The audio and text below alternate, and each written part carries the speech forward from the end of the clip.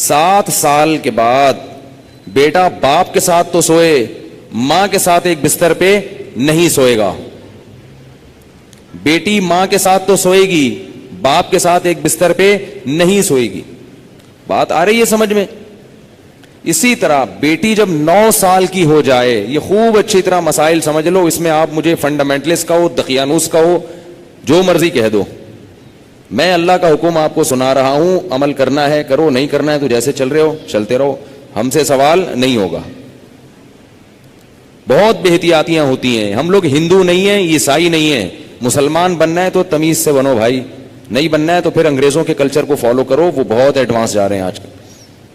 بار بار کہتا ہوں یہ کیا نہ ادھر کے نہ ادھر کے. تو جب بیٹی 9 سال کی ہو جائے، بیٹی 9 سال، تو باپ پر یہ احتیاط لازم ہے کہ وہ اس کو پیار کرنے میں احتیاط سے کام لے. بہتر یہ ہے کہ اپنی باڈی کو اس کی باڈی سے دور رکھے. پیار کرنا ہو سر پہ ہاتھ رکھے، بیٹی سر پہ پیار کرے، گالوں پہ یا ہونٹ پہ پیار نہ کرے. 9 سال کی بچی ہو، احتیاط کرے اس سے، یہ احتیاط کی عمر ہے. اور جب بالغ ہو جائے پھر تو ہرگز اس کی اجازت نہیں ہے. کیونکہ مسئلہ یہ ہے کہ باپ اگر بیٹی کو اس طرح سے پیار کرے اور خدا نخواستہ باپ کے دل میں شہوت پیدا ہو گئی، اور اس کی کچھ تفصیل ہے، یہ خود سے فیصلہ نہ کریں، مفتی سے، کسی مفتی کے سامنے پوری صورتحال رکھیں. تو اگر یہ شہوت پیدا ہو جائے تو اس بیٹی کی ماں اس باپ پر ہمیشہ کے لیے حرام ہو جاتی ہے. شریعت میں جو سیکچول ریلیشن ہے وہ ایک وقت میں ایک عورت کے ساتھ ہو سکتا ہے. ماں سے ہو گیا تو بیٹی سے نہیں ہو سکتا، بیٹی سے ہو گیا تو ماں سے نہیں ہو سکتا. ایسی اجازت نہیں ہے کہ ادھر بھی اور ادھر بھی، نہ نہ نہ نہ.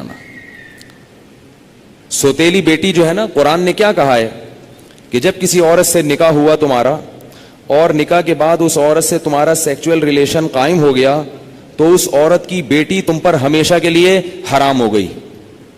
اب اس بیٹی سے کبھی بھی قیامت تک کے لیے نکاح نہیں ہو سکتا. اگر وہ ریلیشن قائم نہیں ہوا اور ریلیشن قائم ہونے سے پہلے طلاق ہو گئی تو بیٹی سے شادی ہو سکتی ہے. قرآن کی اس آیت سے فقہا نے، امام ابو حنیفہ نے اور ان کے شاگردوں نے اور بہت سارے تابعین نے استدلال کیا ہے کہ اسلام میں ایک وقت میں جس عورت سے ریلیشن ہوا اس کی ماں سے، اس کی بیٹی سے ریلیشن نہیں ہو سکتا. نہ حلال، اور حرام تو ویسے ہی حرام ہے، حلال ریلیشن بھی نہیں اب ہو سکتا. کسی عورت سے جب ریلیشن ہو گیا تو بیٹی سے اب حلال شادی بھی نہیں ہو سکتی، قرآن نے منع کر دیا. کسی عورت سے اگر خدا نخواستہ زنا ہو گیا، اب اس عورت سے تو شادی ہو سکتی ہے، اس کی ماں سے یا اس کی بیٹی سے شادی نہیں ہو سکتی. خوب سمجھ لیں یہ مسئلہ اچھی طرح سے. اسی طرح یاد رکھو کہ اگر داماد نے خدا نخواستہ بہو کے سسر کے ساس کے ساتھ، داماد اور ساس میں کوئی ریلیشن ہوا سیکچول، کس میں؟ داماد میں اور ساس میں، تو یہ جو ساس کی بیٹی ہے یہ اس پر ہمیشہ کے لیے حرام ہو جائے گی. اسی طرح بہو میں اور سسر میں ہو گیا تو یہ بہو اپنے شوہر پہ ہمیشہ کے لیے حرام ہو جائے گی. بات آ رہی ہے سمجھ میں؟ اگر کہیں ایسا ہوا ہو تو خود سے فتویٰ نہ دے دیں، کسی مفتی کے سامنے باقاعدہ رکھیں. بعض لوگ خود مفتی بنتے ہیں، اس میں کچھ ڈیٹیل ہے مزید، وہ میں ڈیٹیل اگر بتاؤں گا تو بہت لمبی بات ہو جائے گی. تو کسی کے ساتھ ایسا خدا نخواستہ ہوا ہو تو خود سے فیصلہ نہ کرے، کسی مفتی کے سامنے پوری، اس میں کچھ شرطیں ہیں. تو میں ڈیٹیل میں نہیں جا رہا، میں صرف آپ کو مسئلے کی حساسیت بتا رہا ہوں کہ احتیاط، بولو بھائی، ضروری ہے. کن رشتوں سے احتیاط ضروری؟ سگی بیٹی سے احتیاط ضروری، بیٹے کا اپنی ماں سے احتیاط ضروری، ساس سے احتیاط ضروری، داماد سے احتیاط ضروری. یہ وہ رشتے ہیں. سوتیلی بیٹی سے احتیاط ضروری. کسی عورت سے آپ نے شادی کی، اس کی بیٹی آپ کی محرم ہے، لیکن اگر اس سوتیلی بیٹی سے سیکچول ریلیشن ہو گیا تو وہ بیٹی تو حرام تھی، اس کی ماں بھی ہمیشہ کے لیے حرام ہو گئی. ایسے واقعات آتے ہیں، کسی خاتون سے نکاح کیا، اس کی بیٹی بھی ہے، اب بیٹی سے سر کی مالش کروا رہے ہیں، بیٹی سے پاؤں دبوا رہے ہیں. یہ کیا بے شرمی ہے بھائی؟ جوان بیٹی سے جو ہے نا وہ پاؤں دبوا رہے ہیں، سر کی مالش کروا رہے ہیں، اور بہت سارے ایسے واقعات آتے ہیں. فون آتے ہیں کہ جی جوان بیٹی تھی، اس سے ایسے میں کر رہا تھا تو مجھے شہوت پیدا ہو گئی، میں کیا کروں؟ یہ کیا کریں بھائی، آپ کی بیوی حرام ہو گئی اور کیا کرو؟ حضرت یہ کیا، مجھے تو پتہ ہی نہیں تھا۔ شریعت کے علم، مسئلے کا علم نہ ہونا، اس سے یہ تھوڑی کہ شریعت ہی بدل جائے گی۔ آپ گئے پاکستان آئے، آپ کو نہیں پتا کہ لال بتی پہ گاڑی روکنی ہے اور ہری پہ چلانی ہے، آپ کو پتہ نہیں تھا۔ لال بتی پہ آپ سگنل توڑ کے آگے چلے گئے، پولیس والے نے روکا تو آپ کہہ رہے مجھے تو پتہ ہی نہیں تھا کہ لال پہ روکتے ہیں، چھوڑ دے گا آپ کو وہ؟ تو اسی طرح اللہ بھی نہیں چھوڑتے کہ پتہ ہی کوئی نہیں، آپ کو پتہ ہی نہیں تھا آپ کو۔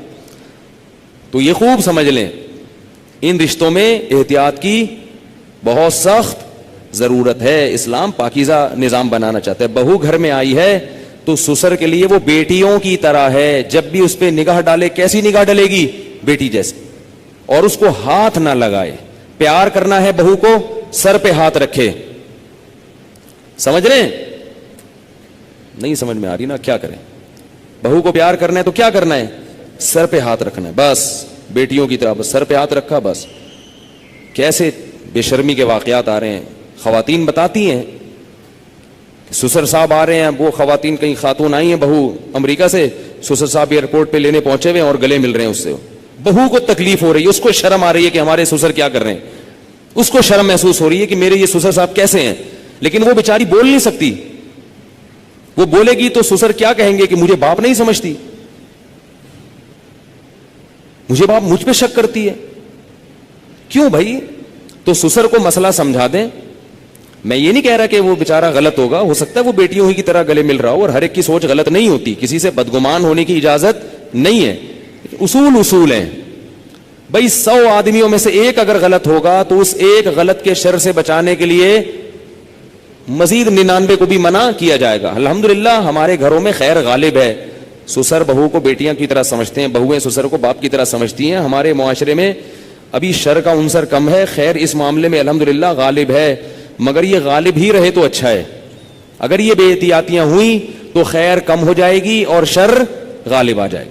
تو اچھے اور خاندانی لوگوں کے ہاں یہی ہوتا ہے کہ بہویں اپنے سسر کے سامنے ذرا لپٹ کے بیٹھتی ہیں، چادر وادر سر پہ لے کے بیٹھتی ہیں، ایک تقدس ہوتا ہے، ایک رشتہ ہوتا ہے۔ اسی طرح یاد رکھو، بہو کے لیے، سسر کے لیے یہ غلط ہے، جائز نہیں ہے کہ وہ بہو کے کمرے میں بغیر پرمیشن کے داخل ہو جائے۔